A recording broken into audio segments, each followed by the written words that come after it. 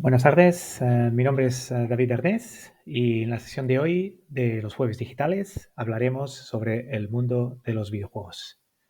Esperamos que esta sesión sirva para repasar principalmente lo que ha sido el pasado, presente y futuro de los videojuegos a través de mi experiencia como profesional de la industria. Comenzamos.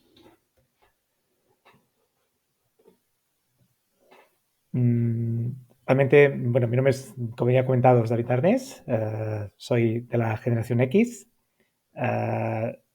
25 años trabajando, más de 25 años trabajando como profesional de los videojuegos, de los cuales 22 han sido en Ubisoft, una de las empresas más importantes de la industria, del sector, multinacional francesa. Profesionalmente puedo decir que he trabajado directa o indirectamente en 5 generaciones de consolas. ¿eh? He tocado directamente trabajar en por ejemplo, hablando de Sony PlayStation, la PlayStation 1, PlayStation 2, PlayStation 3, PlayStation 4 y PlayStation 5. En 2021 empezó la novena generación de consolas y para haceros una idea, más o menos cada 7 años aproximadamente se inicia un nuevo ciclo generacional con la PlayStation 5, como ya sabéis, y la Xbox Series X al frente de la actual generación. Esta nueva generación está destacando por el video streaming, gameplay streaming, los servicios de contenido bajo demanda y sobre todo la potencia técnica con contenidos con resoluciones de 8K.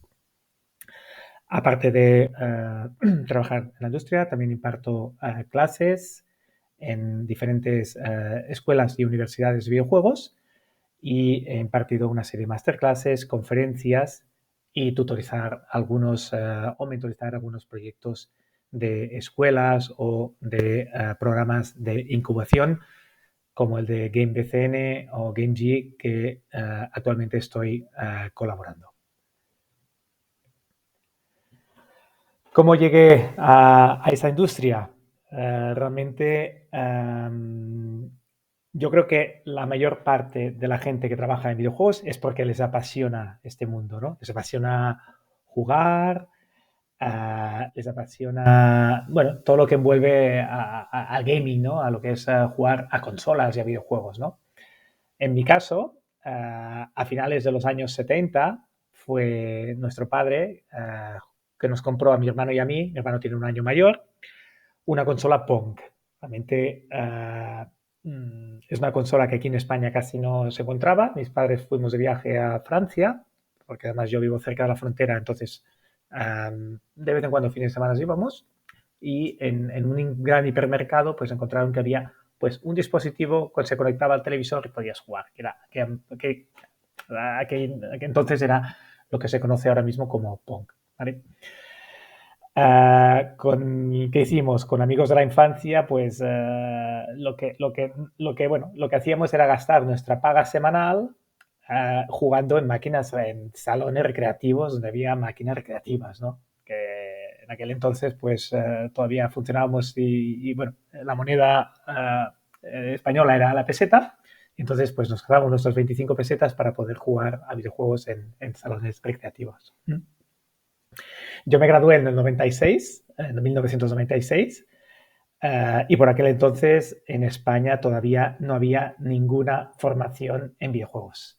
Hasta, yo creo que hasta principios del 2003 fue cuando empezaron a surgir los primeros máster y cursos de algo relacionado con videojuegos, pero hasta entonces pues era algo que pues nada, era simplemente pues poca gente que se dedicaba y así, ¿no? Pero precisamente fue durante mi TFG, trabajo final de grado, que fue en el año 94, 1994, donde junto con lo que es quien es ahora mi esposa, mi mujer, y un amigo pues de la infancia que todavía le tengo mucho cariño, pues hicimos una campaña de relaciones públicas y comunicación de Nintendo. Básicamente para limpiar lo que es la imagen sobre muchísimas noticias que aparecieron en aquel momento sobre lo que era la relación entre videojuegos y epilepsia, ¿no? Fue un momento donde había que limpiar esa imagen y bueno, aprovechamos para hacer una campaña en pro de los videojuegos, ¿no? En pro, primero porque nosotros pues éramos gamers en aquella época y porque encontraba muy injusto de que se relacionara directamente lo que es la epilepsia con los videojuegos. Vale. Así es pues cuando empezó. Entonces, mucha gente piensa, ¿es satisfactorio trabajar en videojuegos? ¿Qué satisfacción tiene? Bueno, y aquí pues te encuentras con muchos feedbacks diferentes, ¿no? Es decir, si si el equipo que tenemos que crea un videojuego funciona y sale contenido bueno, es decir, sale un buen juego que guste, etcétera, pues la satisfacción es máxima en este sentido, ¿no? Sobre todo, ¿cómo vemos que es la satisfacción? Bueno, primero con Metacritics, con las puntuaciones que hay en revistas, pero sobre todo cuando hay una buena respuesta de la gente, ¿no? Cuando la comunidad opina y la comunidad juega y la comunidad pues te da feedbacks, ¿no? Esto realmente es cuando es súper positivo, ¿no? Pero por el contrario, si el proyecto es problemático, puede llegar a ser un auténtico infierno, lo que es la producción de videojuego, ¿no? Vale. Independientemente del proyecto en el que trabajemos, la producción pasa por diferentes estados de ánimo, ¿no? Es un poco la imagen esta que tenemos aquí, que es la montaña rusa, ¿no? Es decir, al principio el equipo está de subidón, ¿no? Y entusiasmado con el proyecto, ¿no? Buah, empezamos una idea nueva, buah, va a ser muy chulo, vamos a vender un mogollón, además el juego que queremos hacer todos y que seguro que va a vender, etcétera, ¿no? Es lo que nosotros diríamos la fase de la idea o la concepción, ¿no? Es decir, lo que es el principio del juego, la primera fase, ¿no? Es decir, oye, a ver, ¿qué vamos a hacer? ¿Qué juego hacemos, no? Vamos a dibujar, no a dibujarlo, perdón, a escribirlo, ¿no? Vamos a explicar qué videojuego vamos a hacer, ¿no? Y es en esta fase donde realmente lo que hacemos es asentar las bases de lo que será nuestro proyecto, ¿eh? Lo que decía, ¿no? Que todo es muy bonito, ¿no? Las bases, ¿eh? Desde la dirección creativa, la idea, vamos a trabajarla, etcétera, ¿no?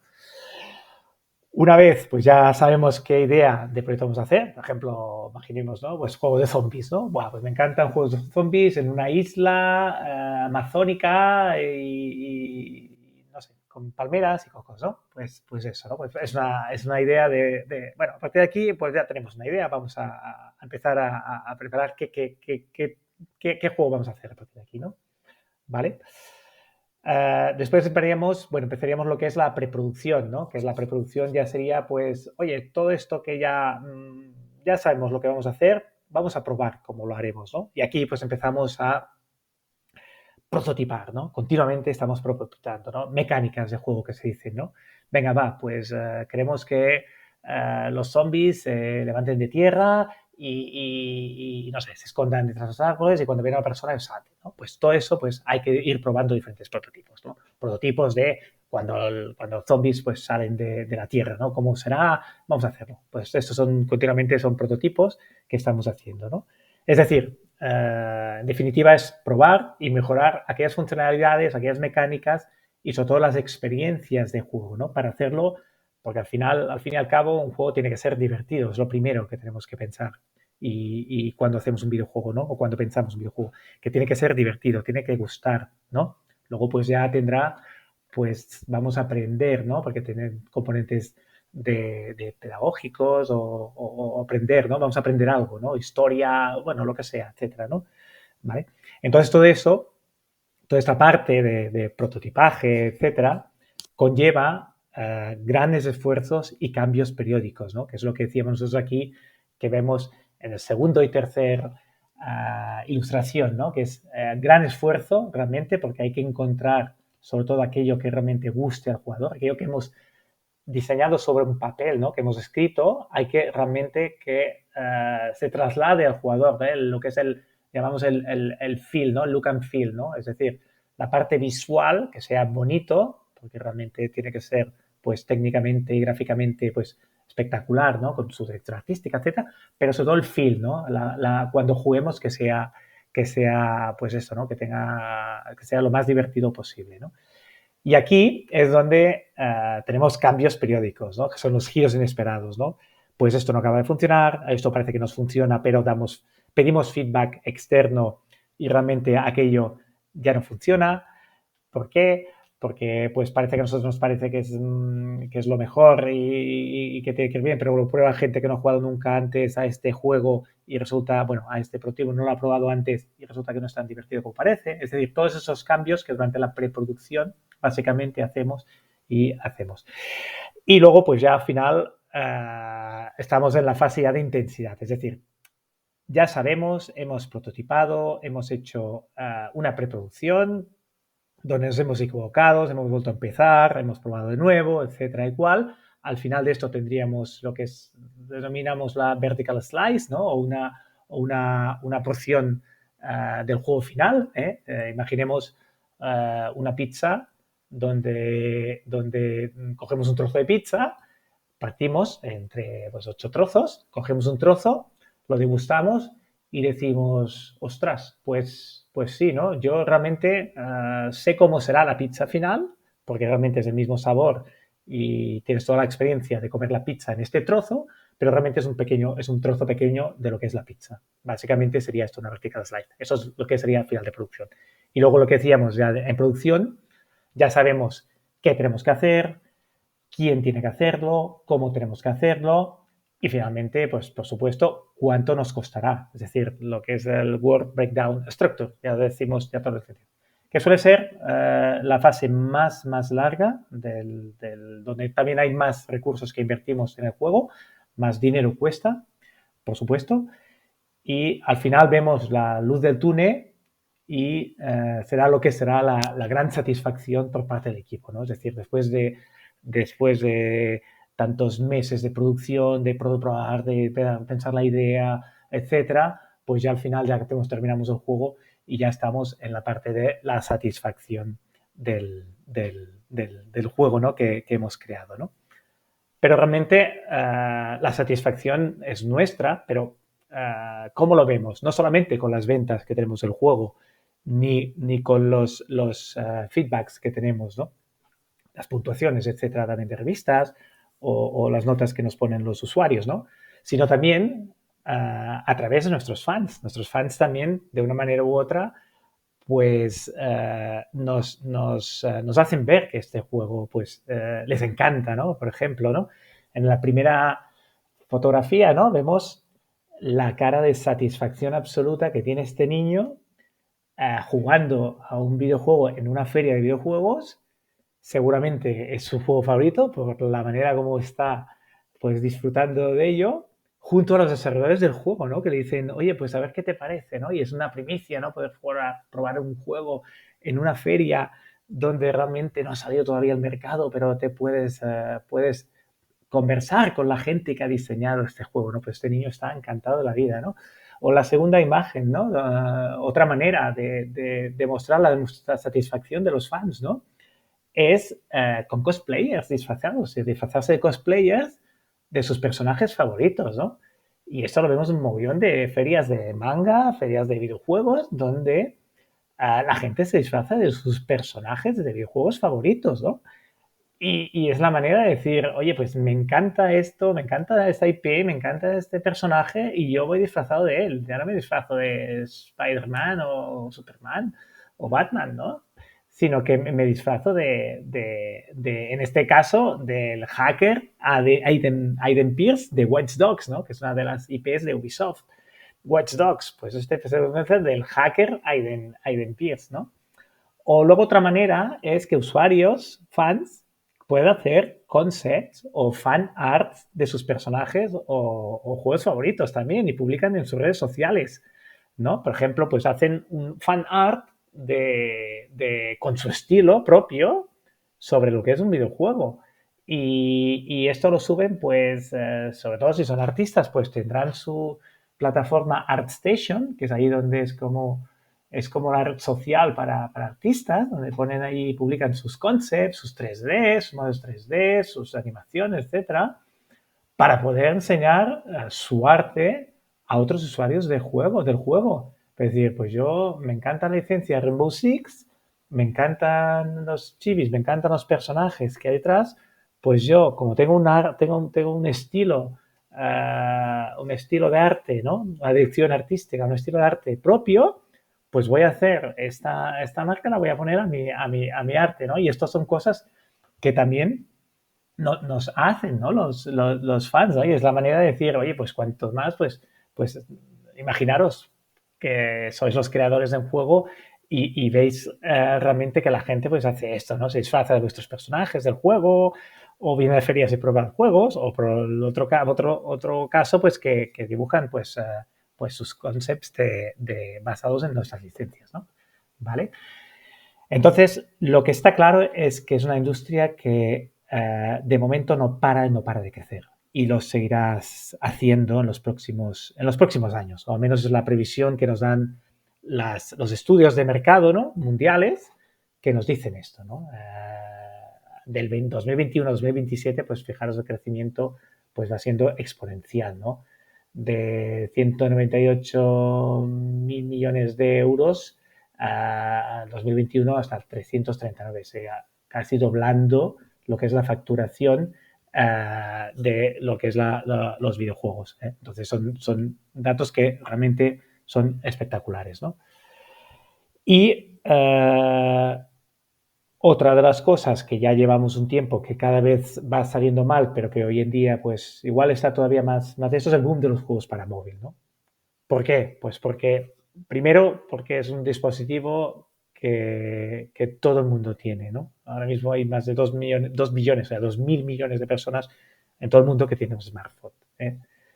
Y esto, pues, es diferente a una consola. Una videoconsola PlayStation 5, pues igual hay uno de cada 10 familias que lo tienen, por decir algo, ¿eh? No tengo ahora mismo los datos, ¿no? Pero realmente no es tan extendido como por ejemplo, los móviles o el PC, ¿no?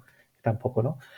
Entonces, también es un hecho que casi la mitad de videojuegos existen para smartphone. Casi la mitad de los videojuegos existen para smartphone. O lo que es, por ejemplo, el Game as a Service, ¿no? No es un producto, o sea, no hacemos un juego y ya está, ¿no? Allí está y ahí se queda, ¿no? Sino que pasamos de lo que es un producto a un servicio, ¿no? Es decir, a partir de un juego, pues vamos creando contenido sobre vamos alimentando, vamos haciendo feedbacks de los usuarios, de nuestra comunidad y vamos mejorando, ¿no? El juego y lo vamos adecuando a lo que nuestros usuarios y nuestros fans pues nos piden, ¿no? Pues algo que realmente está ahí al día, ¿no? O ya el modelo de negocio que hemos cambiado, ¿no? Hemos pasado de descarga free to play games con free to play games, juegos gratuitos donde pagas contenido en el juego si quieres o no quieres, ¿eh? Tanto, podemos decirlo, tanto para plataformas móviles, PC, Steam, consola, en todos los juegos hay free to play games, y nos vamos más hacia lo que es Play to Earn, ¿no? Es un nuevo sistema de juegas para ganar, ¿no? Es decir, cuanto más juegues, más ganas, puedes generar tus tokens a través de NFTs, todo con tecnología blockchain, ¿no? Y esto pues se hace con plataformas, plataformas PC, consolas, móviles, ¿no? A través pues de plataformas inmersivas, ¿no? Por ejemplo, metaverso, realidad virtual, realidad aumentada. Todas son cosas que cada vez pues están cambiando. A ver, la manera de jugar no, pero sí el sistema de la gente que tenga pues pueda recompensar, ¿no? Oye, pues yo me he pasado horas y horas y horas jugando un personaje, cambiándolo,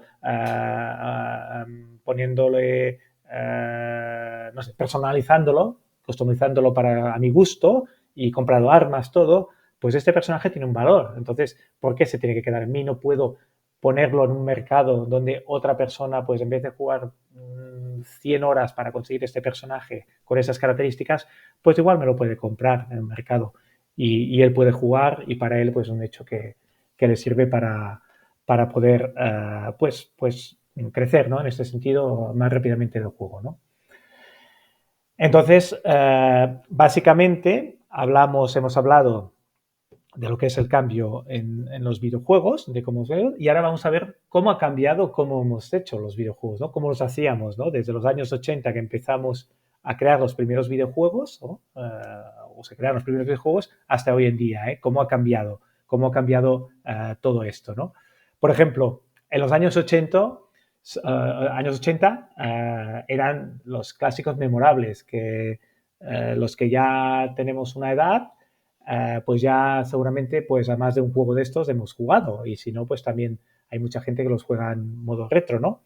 Son lo que decíamos los juegos de garaje, aquellos juegos que se desarrollaban en garaje o en una habitación de un amigo y se ponían allí dos, tres personas y se ponían a programarlo y hacerlo y ya está, ¿no? Es la época pues que también pues surgieron también, bueno, tema de informática, tecnología en Silicon Valley, etcétera, ¿no? Palo Alto, todo esto, ¿no? Es lo que decíamos aquí nosotros los juegos de garaje, ¿no? En estos pues no había planificación realmente, pues tenías un objetivo, voy a hacer esto y ya está. Y te ponías a hacerlo hasta que te gustaba y el juego aquí y se acababa y todo, ¿no? Apenas había diseño documentado, es decir, había una persona que es el que tenía la idea del juego, que seguramente esa persona pues también era el programador o el artista, y luego pues igual tenía otra persona que le ayudaba, o no, o dos, o ninguno, ¿no? Y lo hacía todo solo, ¿no? Es decir, todo esto lo tenía, la documentación y el diseño lo tenía él en su cabeza, ¿no? Poco importaba también la calidad del producto, también la tecnología no permitía hacer grandes maravillas a nivel artístico, etcétera, ¿no? Y los costes de producción, o sea, el presupuesto del proyecto tampoco tenía, no era relevante, tenía muy poca importancia, pues porque realmente eran bajos. Los costes de producción, pues una persona o dos personas, a tiempos libres que hacían sus juegos, pues imaginaros lo que podía ser, ¿no? Yo en esa época recuerdo, yo soy del 71, o sea, ya me tocaba con 8 o 9 años ya, con mi hermano, recopilábamos aquellos míticos listados BASIC que podíamos encontrar en revistas de Spectrum y verificábamos, lo apuntábamos, lo copiábamos y verificamos si el código publicado funcionaba o no. Y si estaba mal, porque lo habíamos escrito mal, o era porque el código tenía un bug. Eso también pues nos contaba, ¿no? Supongo que a medida que ibais viendo estas imágenes os sonaba algún juego, os los voy a recordar por si más de alguno tiene aquello, ostras, pues me encantaría saber cuál es, o hay uno que se me olvida, ¿no? El primero es Super Mario Bros. El segundo era Bomberman, el tercero es Spy Hunter, hay coches. Luego está el cuarto por arriba, es el Lot Runner. Y abajo de izquierda a derecha el Track and Field, un tipo Olimpiadas.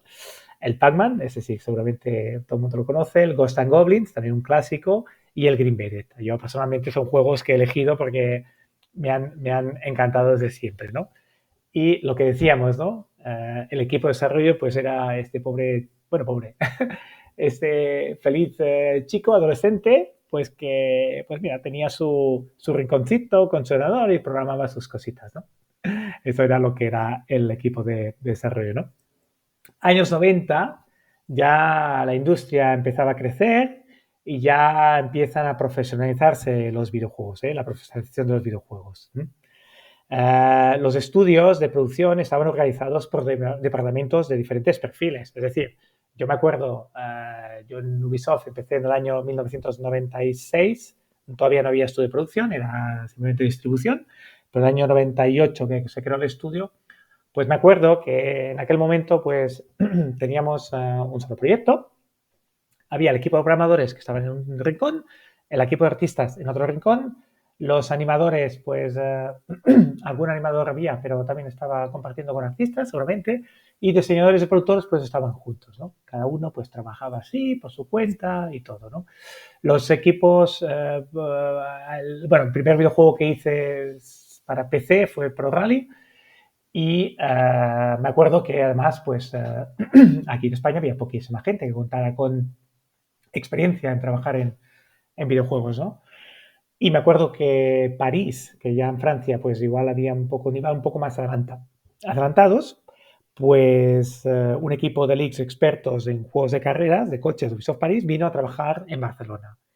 Y era un equipo que había trabajado previamente en juegos de Fórmula 1 de Ubisoft y pues tenían más experiencia y fueron realmente los leads expertos que empezaron a enseñar, ¿no? Y al equipo, ¿vale? Eran, bueno, equipos de producción de 10, 50 personas. Raramente, pues, un videojuego superaba las 50 personas, que en aquella época ya era muchísimo, de las 50 personas. Y eran proyectos de un solo estudio. Por supuesto, no había proyectos, lo que se llama ahora cross collaboration o multi-site, que se llaman, que eran desarrollados entre varios estudios, ¿no? Ahora sí, ahora lo normal es que un videojuego lo hagan varios estudios, ¿no? Primero porque Internet era muy lento en aquellas épocas. Todavía me acuerdo, yo empecé en Ubisoft que todavía íbamos con un modem. No sé si era 14.400 o 28, pero bueno, era modem, ¿no? Y trabajar en un mismo código, mismos datos y todo era muy difícil y lento. Entonces, por eso las colaboraciones que había, pocas colaboraciones que había, se centraban en hacer outsourcing específico, ¿no? Por ejemplo, la parte de concept, la parte de arte, etcétera, ¿no? Y el project management, lo que era la dirección de producción, ¿no? El project management se centraba en planificar todo el proyecto, lo que se conoce como un waterfall, es decir, un diseño ya escrito, validado por el equipo, y a partir de aquí, pues se planificaba todo el juego, ¿no? Algo, y bueno, herramientas que utilizamos, Microsoft Project, el Excel, etcétera, ¿no? Pero es algo impensable hoy en día, porque realmente lo que es la idea hasta que se termina, casi el diseño se va haciendo a medida que vamos trabajando en la preproducción, ¿no? Sobre todo la preproducción sí que está continuamente cambiando. Entonces, planificar un proyecto en metodología waterfall era como impensable, ¿no? ¿Vale? Fue precisamente en el año 98, creo que el año 1998, cuando asistí a mi primer E3. E3 es la feria de videojuegos más importante del mundo hoy en día y bueno, ir a primer E3 es cuando vas, no sé, por decir algo, la primera vez en Camp Nou, ¿no? En el campo del Barça, ¿no?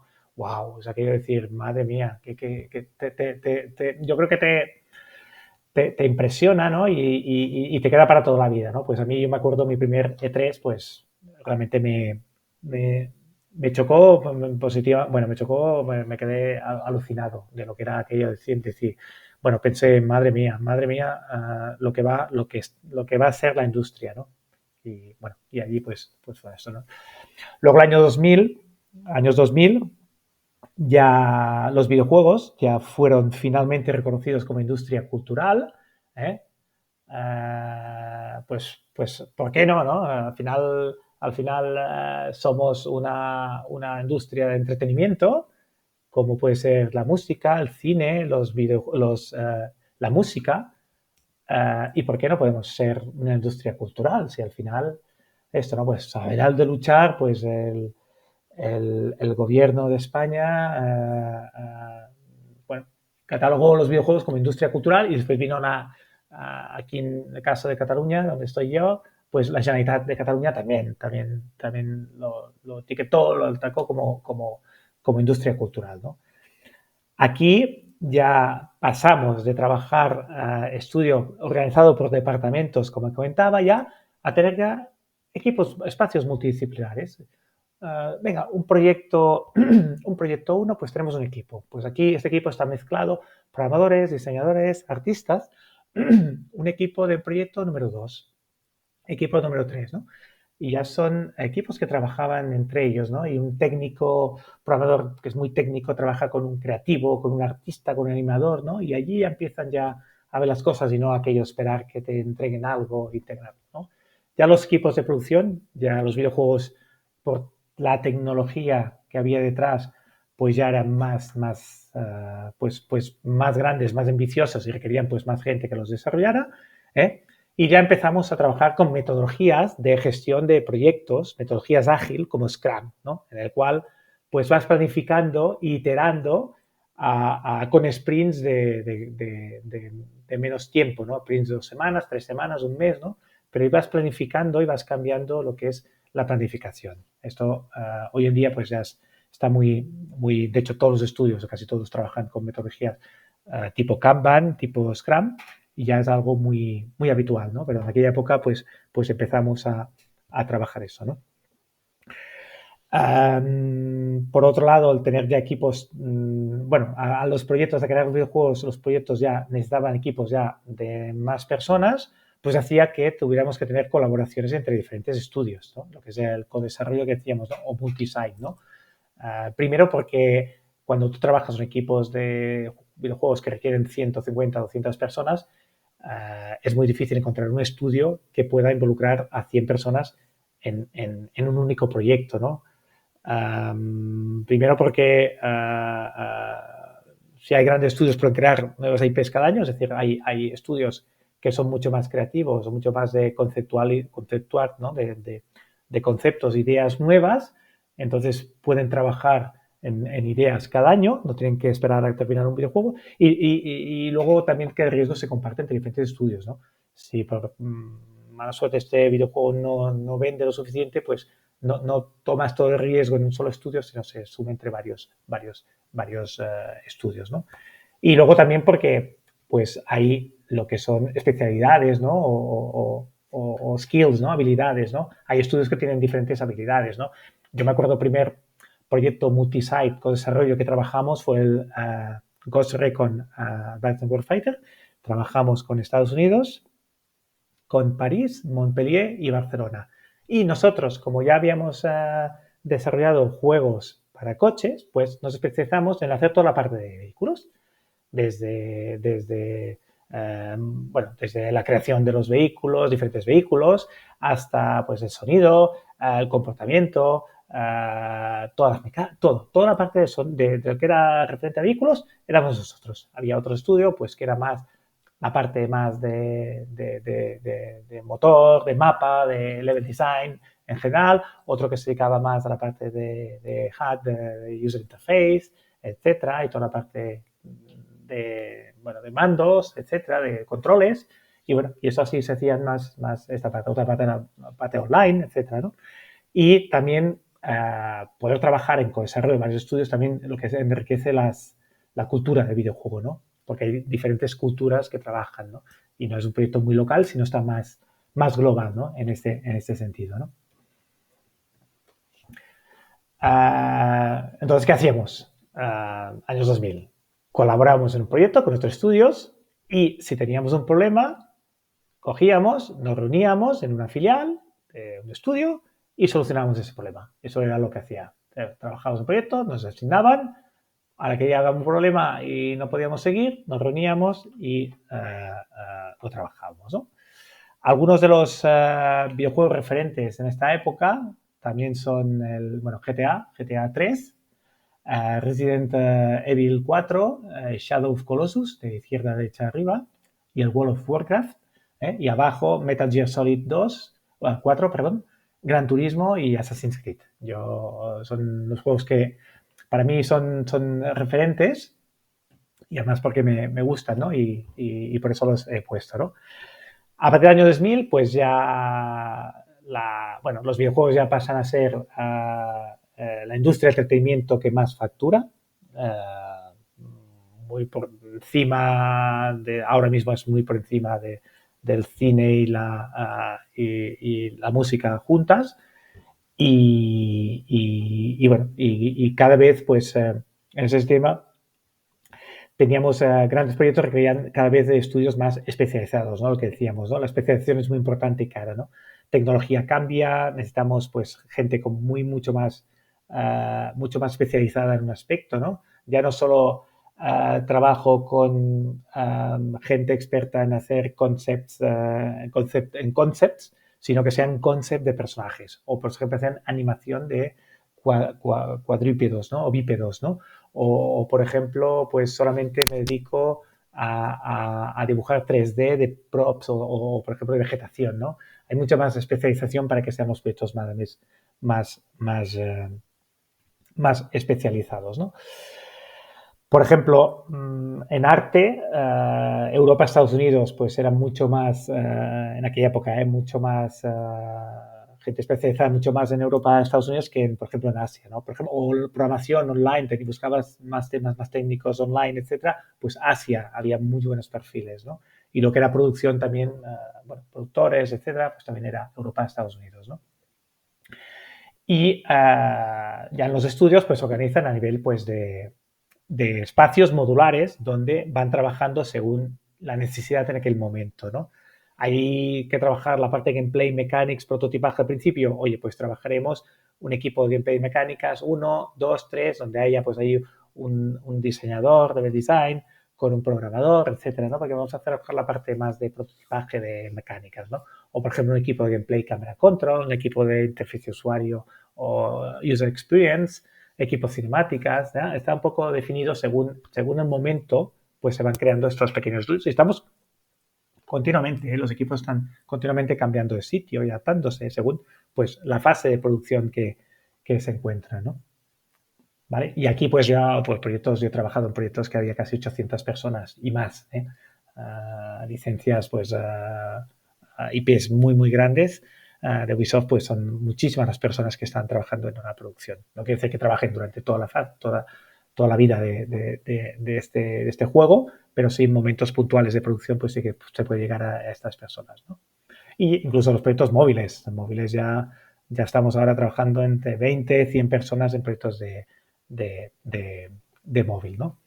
Aquí es un ejemplo de, por ejemplo, la producción de Assassin's Creed Unity, los estudios que estaban involucrados, estudios de Asia, estudios de Europa y estudios de América, Norteamérica, básicamente. Creo que había más de 11 estudios diferentes que había trabajando en el desktop. Y entonces, en ese momento, pues colaboramos en un proyecto, primero nos reunimos para sentar las bases de cómo trabajaremos y quizás evitemos ese problema de tenemos un problema, nos reunimos, no. Como ya nos reunimos y sabemos cómo vamos a trabajar, pues quizá evitamos el problema de esto, ¿no? Y está claro que la industria se ha profesionalizado y cada vez pues aporta más, da más dinero, ¿no? Primero porque también tenemos mucho más contacto con la comunidad, ¿no? La comunidad con los desarrolladores y los desarrolladores con la comunidad.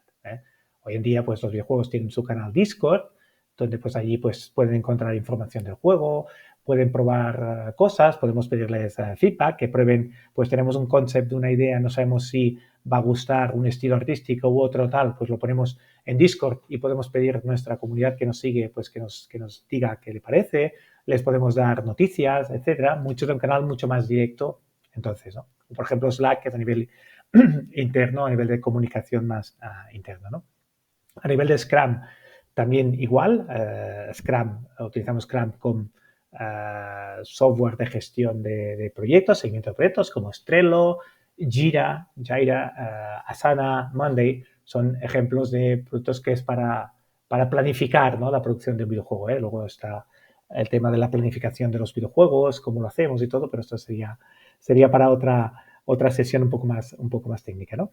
Y yo antes de acabar, siempre cuando hago clases, imparto clases en la universidad o ciclos formativos, siempre me gusta dar consejos, ¿no?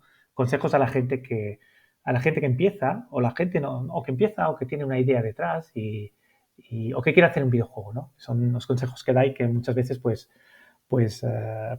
bueno, la mayoría de veces ha funcionado, o la gente por lo menos se queda con esta idea, ¿no? ¿Vale? Lo primero es, cuando pensemos en un juego, pensemos en la audiencia. La audiencia. La audiencia, pensemos en la audiencia mainstream. No que sea un juego fácil de jugar, que sea mid-core gamer, pero no pensemos en hardcore gamer, en aquello que le gusta una cosa muy específica, porque realmente al final es un negocio, al final tenemos que ganar dinero, tenemos que disfrutar haciendo el juego que nos gusta, pero también ganar dinero y que el juego pues venda, ¿no? Entonces hay que pensar primero todo en lo que es mainstream. Segundo paso sería ya los primeros minutos de juego. Los primeros 5 minutos de juego son clave para saber si el juego engancha al usuario, es decir, si le gusta, o se pierde todo el interés. Por eso tenemos que invertir los primeros minutos de juego que hagamos, que sea más bonito y más que lo más bonito, que sea lo más divertido posible. Por ejemplo, aquí Mario y Rabbids son dos claros ejemplos de esto. Desde el primer minuto, pues mantienen al jugador dentro del juego. Esto Nintendo lo sabe hacer muy bien con sus juegos. Desde el primer minuto pues ya la gente le engancha y la gente está muy metida dentro y está dentro del juego y difícilmente pues sale a los primeros minutos, ¿no? El tercero, ya lo hemos dicho durante la presentación, es prototipar. Es muy importante prototipar y testear cada nueva funcionalidad del juego, ¿eh? Con el equipo que lo hace y con otros equipos, ¿eh? Que nos den feedback, ¿eh? Continuamente tenemos que crear, sobre todo en la fase de preproducción, pequeños prototipos jugables de juego. Esto es importantísimo. Lo que decíamos, jugar aires nuevos, ¿no? Dejar probar el juego y pedir feedback. En el caso, pues si hacéis un grado, estáis trabajando en un grado de videojuegos, un máster, hacedlo con otros equipos de trabajo. Que os den feedback, ¿qué os parece? ¿Qué os parece el juego? Pues lo que decía, ¿eh? Cuando tú tienes tu juego, te piensas que es lo mejor, ¿no? Y que está bien y que tiene que ser así, todo, ¿no? Pero tú no sabes una persona que juega por primera vez si realmente es lo que tú imaginas o no, ¿no? A nivel externo, pues lo que decíamos, ¿no? También existen herramientas que permiten poder compartir pantalla mientras jugamos y captar mensajes de otros, ¿no? Discord, Twitch, te permiten pues poder dar mucho feedback en este sentido, ¿no? Otra cosa es, bueno, less is better, ¿no? Menos es más, menos es mejor y mejor es mejor. O sea, eh, muchas veces la gente es demasiado ambiciosa, quiere ser demasiado ambiciosa a la hora de hacer su primer videojuego, sobre todo, ¿no? Y una buena planificación es clave para asegurar crear el mejor contenido en el tiempo planificado, ¿eh? Los tiempos de producción tienen que utilizarse continuamente. De hecho, la tecnología Scrum, ahí está, ¿no? Definamos bien fechas de entregas y gestionemos bien con metodologías ágiles de gestión de proyectos, como lo que decíamos, que comentábamos en Scrum, ¿no? Y no olvidemos nunca el audio, ¿no? El sonido, ¿no? Que es el 50% de la experiencia de juego. Una buena música, voces, sonidos, foley, hacen que la experiencia de juego sea mejor, más auténtica e inmersiva. Y todo esto hará que el juego pues sea mejor. Y ya como último ejemplo, pues si algo no funciona, cámbialo. Pero si funciona, mejóralo. Esto es en todo, en la vida yo creo que hay que buscar siempre la perfección, ¿no? Y así, ¿eh? Y bueno, esto es todo. Hasta aquí.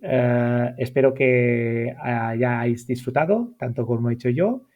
Y muchas gracias por vuestro interés. Un saludo y hasta pronto.